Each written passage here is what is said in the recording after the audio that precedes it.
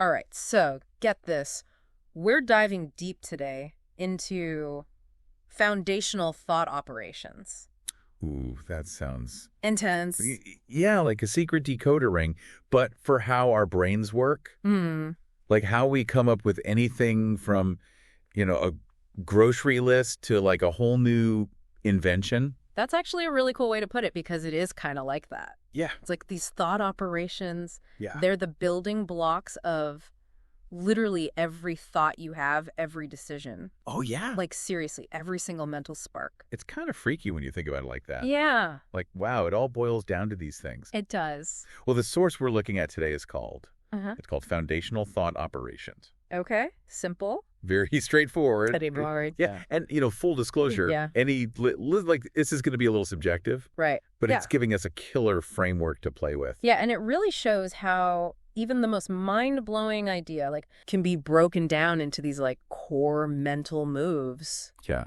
It's kind of humbling Totally. when you think about it. It is. Yeah. Let's crack this code. All right, let's do it. Okay. Starting with the basics. Okay. First up, we've got addition or subtraction. Okay. So basic, Yeah. almost too obvious. Right. But think about it. Yeah. Like you're adding details to a story to make it more exciting. Mm-hmm. Or you're simplifying a recipe because who has time for 15 ingredients? Right, exactly. Like you're using this operation all the time. All the time without even thinking about it. Yeah. It's like the foundation of any creative process. Totally. Editing, refining, iterating. Mm-hmm. It all comes back to that basic ability to add or subtract elements. It really does. Yeah. And it's funny, I was working on this presentation the other day. Oh, yeah? And I realized I was stuck because I kept adding more and more stuff. Oh, yeah. And I had to force myself to step back and start subtracting to get to the core message. Yes, it's a classic trap. Totally. Sometimes less is definitely more. 100%. Yeah. Okay, so next we've got partitioning or unifying. Ever had that giant to-do list that just makes you want to crawl back in bed? Oh my gosh, yes. That's where partitioning comes in. Oh yeah. Breaking that monster down into smaller bite-sized pieces. Right. It's essential. Yeah. Think of it like a detective solving a case. Oh, yeah. They take this huge amount of information Right. and they break it down into manageable clues. Right. Or a musician composing a symphony, arranging individual notes Exactly. into a harmonious whole. Yes. Or even just organizing your closet. Yes. Taking this jumbled mess and creating order by unifying all those random items into categories. Precisely. It's about making sense of complexity, Yes. whether it's a mountain of clothes or a complex scientific problem. Totally. Yeah. Okay, next up is enumerating. Okay. Now, I know this one sounds a bit technical, Hi. but stay with me. It's all about systematically listing out all the possibilities. All right. It's like if you were brainstorming color palettes for a website, Yeah. you wouldn't just pick the first 3 that came to mind, right? Right. You'd want to explore all the options to find that hidden gem. Yes, it's a strategy for maximizing creativity. Yeah. You're basically casting a wider net Yeah. to catch those brilliant ideas Yeah. that might otherwise slip through the cracks. Totally. Oh, okay, this next one is kind of like a mental shuffle, reordering or permuting. Okay. Think about rearranging furniture in a room. Uh-huh. You're not adding or subtracting anything, just playing with the order to see what works best. Right. It's amazing how much a simple change in sequence Yeah, can impact the outcome. totally. Whether you're optimizing a workflow, Right. refining a recipe, Yeah. or even just telling a story. Yeah. Reordering can make all the difference. This reminds me of that time I tried to assemble a bookshelf without looking at the instructions. Oh, no. Disaster. Yeah. Clearly, I needed a little reordering in my life that day. We've all been there. Yeah.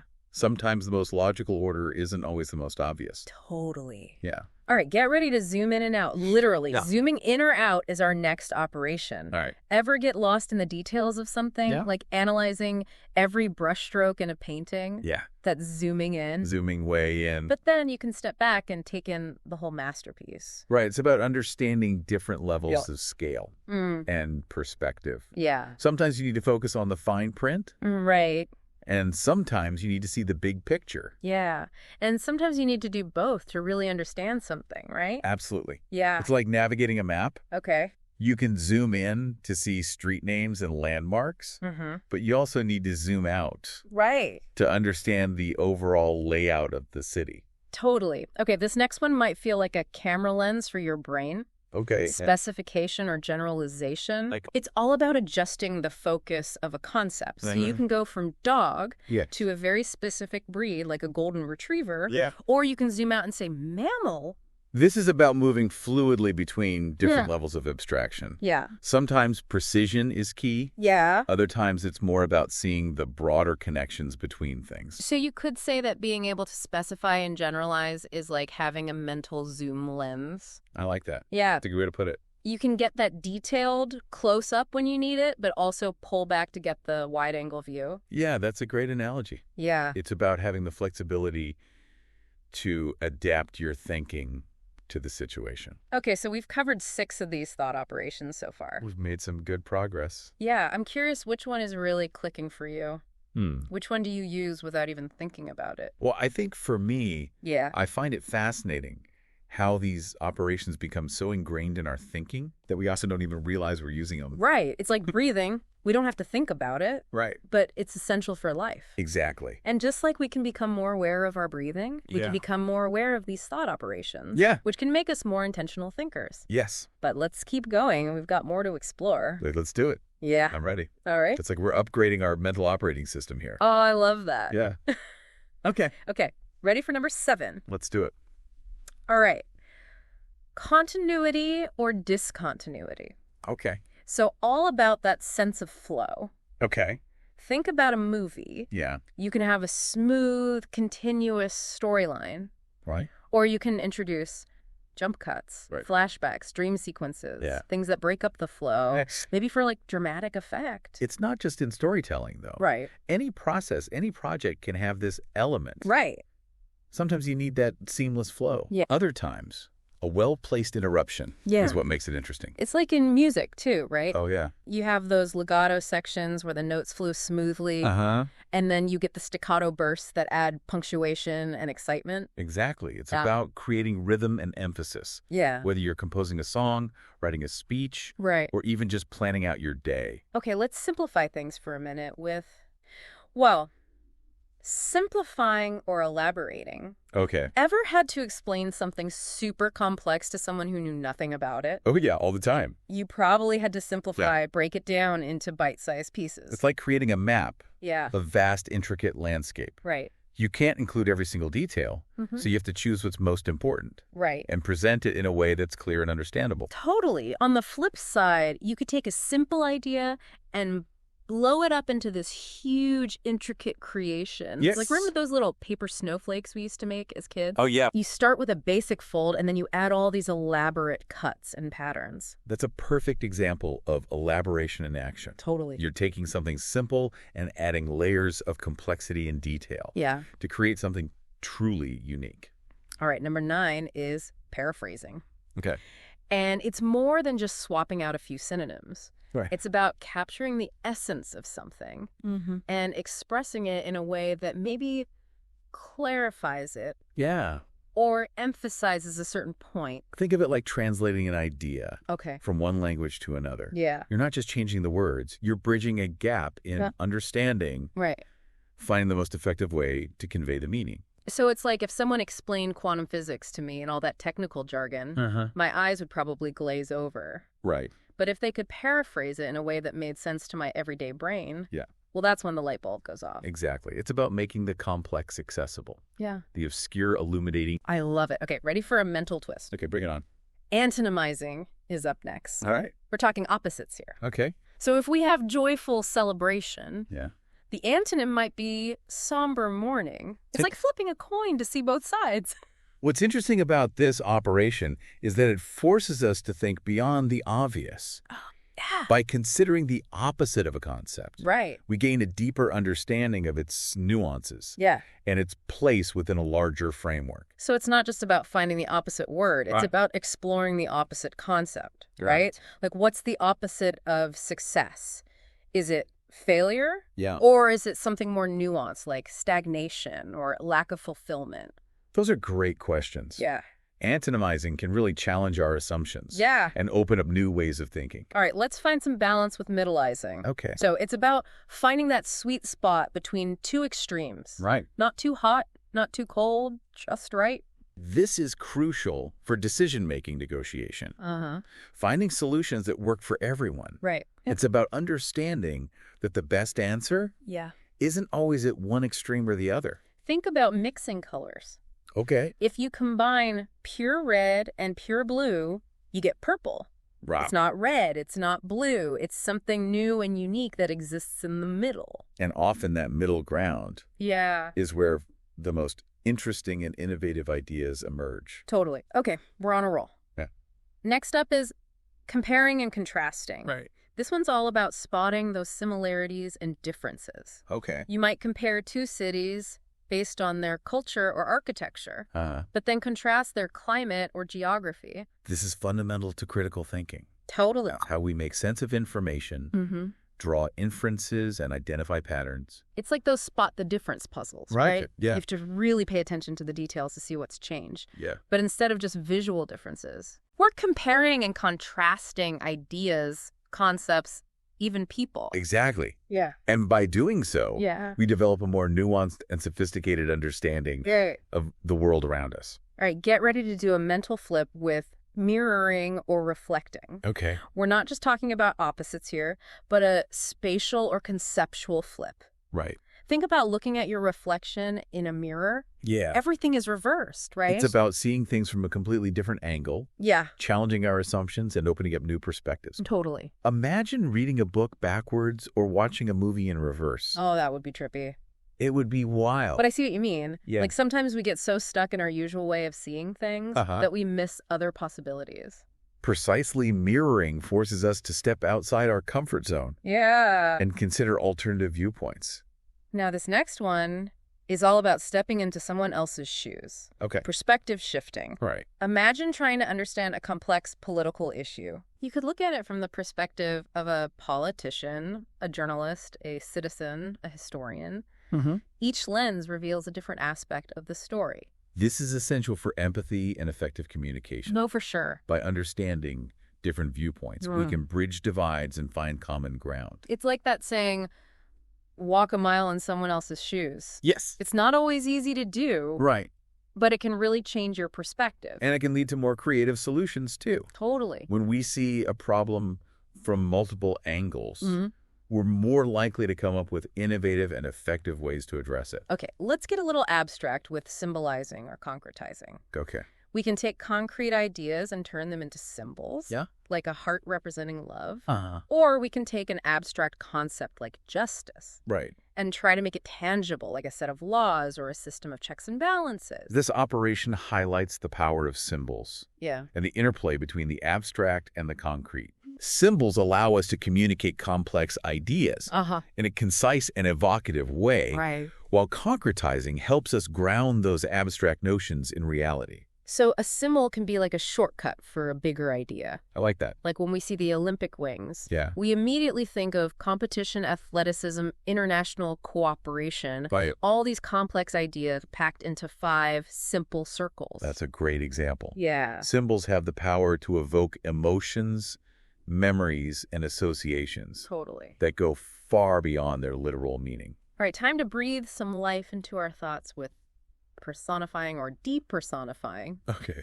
We can give human traits to non-human things, like imagining a tree as a wise old character. Think about how we describe the weather. Oh, yeah. We say the sun is smiling or the wind is howling. Right. It's a natural human tendency to project our own emotions and experiences onto the world around us. Or on the flip side, we can strip away those human-like qualities and see things purely as they are, like a tree being simply a living organism. This operation allows us to shift between different modes of understanding. Okay. Personifying fosters a sense of connection and empathy. Right. While depersonifying allows for objective observation and analysis. Okay, this one sounds like a mental game changer. Okay, what is it? Recontextualizing or decontextualizing. Right. We can take something out of its familiar setting and put it into a new context. Okay. Like imagine using an old bicycle wheel as a chandelier. Or think about how a piece of music can evoke completely different emotions, depending on the context. For sure. A song that might be upbeat and cheerful at a party could suddenly feel somber and reflective at a funeral. So the context can completely change the meaning. It really can. It's like a hammer is a tool for building, But if you put it in a museum, it becomes an artifact. Yes. A piece of history. Exactly. Recontextualizing allows us to see familiar things in a new light. Yeah. While decontextualizing helps us isolate the core essence of an idea, stripped of its usual associations. All right, ready to draw some connections? Let's do it. Analogizing or differentiating is up next. Okay. We can find parallels between different concepts, like comparing the human brain to a computer. Analogies can be incredibly powerful tools for understanding complex systems. Totally. They help us bridge the gap between the known and the unknown, making the abstract more concrete. But then we can also differentiate, right? Of course. Highlight the differences where similarities might be assumed. Right. Like, the brain and a computer both process information, but they do it in very different ways. Absolutely. Differentiating allows us to refine our understanding by recognizing the unique characteristics of each element. Okay, time to get a little techie with encoding and decoding. Right. This is about transforming information into a new form and back again. Okay. Think about Morse code. Right. It's taking language and encoding it into a series of dots and dashes. This operation highlights the importance of representation and transformation. Yeah. We often need to encode information in a way that's suitable for a specific purpose. Right. Whether it's for storage transmission or processing. Right. Decoding allows us to access that information. Yeah. And make sense of it. So it's like those secret codes we used to make as kids. Exactly. We'd encode our messages to keep them hidden from prying eyes. And just like a secret code needs a key to unlock its meaning. Right. Decoding information requires the right tools and knowledge. All right, let's take a mental time machine ride. Okay. With retrospection or foresight. Ooh, I like this one. Yeah, we can look back at past experiences and learn from them. Or we can project ourselves into the future and anticipate what might come next. This operation is essential for planning decision-making and personal growth. Totally. Retrospection allows us to learn from our mistakes and build on our successes. Yeah. While foresight helps us anticipate challenges, identify opportunities, and make informed choices about the future. So it's like if you were starting a new business, you might retrospect on past ventures, what worked, what didn't, and then use that knowledge to plan for the future. Precisely, retrospection and foresight work together. To guide our actions and shape our path forward. Okay, we've made it to the last one on the list. Finally. And it's a dynamic duo. Okay. Hypothesizing and validating. All right. So first, you form a guess beyond the available data, and then you put it to the test. Using evidence or logic. This is the heart of the scientific method and critical thinking. We form hypotheses based on our observations and knowledge, and then we rigorously test those hypotheses to see if they hold up to scrutiny. It's like if you notice your plants are wilting, you might hypothesize that they need more water. Then you test that hypothesis by giving them a good watering. And seeing if they perk up. Exactly. It's a process of constant refinement and discovery. Totally. We start with a hypothesis test. It revise it based on the results. And keep going until we arrive at a conclusion that's supported by evidence. Wow, we've covered a lot of ground here. We have. From adding and subtracting to hypothesizing and validating. It's been quite a journey. It's amazing to see how these mental maneuvers shape our understanding of the world. It's truly a testament to the power and flexibility of the human mind. These operations are the tools we use to learn, create, solve problems, and make sense of our experiences. But here's the wild part. Okay. Our source says this might not even be the whole map. There could be more thought operations out there. Wow. Just waiting to be discovered. It really makes you wonder, doesn't it? It does. Like, if we can break down thinking into these fundamental components, could we actually invent new ones? Expand our cognitive toolkit even further? That's a mind-blowing thought. Like, we've always had these mental tools, but now we're starting to understand how they work. It's like instead of just using a hammer, we're learning how to build a better hammer. That's a great analogy. So it raises a fascinating question. What's that? What would make a thought operation truly new? That's a good question. It can't just be a remix of the ones we already have. Right. It would have to be something fundamentally different. Yeah. A new lens that changes how we see and process the world. A whole new way of thinking. And the source throws out some tantalizing possibilities. Like what? Like maybe emotionalizing or neutralizing. Okay. Could that be a way to like control how our feelings impact our thoughts? Interesting. Or beautifying or distorting how we perceive aesthetics, maybe even beyond just art? Yeah, the implications are incredible. It's crazy. Like if we could engineer new thought operations, could we improve our problem-solving skills, boost creativity, totally, even enhance empathy? It's like a whole new frontier of cognitive exploration. Yeah. I officially have a mental itch I need to scratch now. I feel it. I'm already trying to come up with my own thought operations. I think that's the beauty of this whole deep dive, isn't it? Totally. It's not just about memorizing a list of definitions. Right. It's about sparking that curiosity, that desire to explore the vast potential of our own minds. So what does this all mean for you listening right now? You've got this new awareness of these foundational thought operations. Yeah. How could you use them in your own life? Right. To tackle a challenge, make a tough decision, or even just see the world in a fresh way? Imagine using perspective shifting. Yeah. To understand a conflict from both sides. Right. Or maybe analogizing to spark creative solutions. Oh, yeah. By drawing inspiration from nature or music. Yeah. The possibilities are literally endless. I don't know about you, but my brain is buzzing right now. Mine too.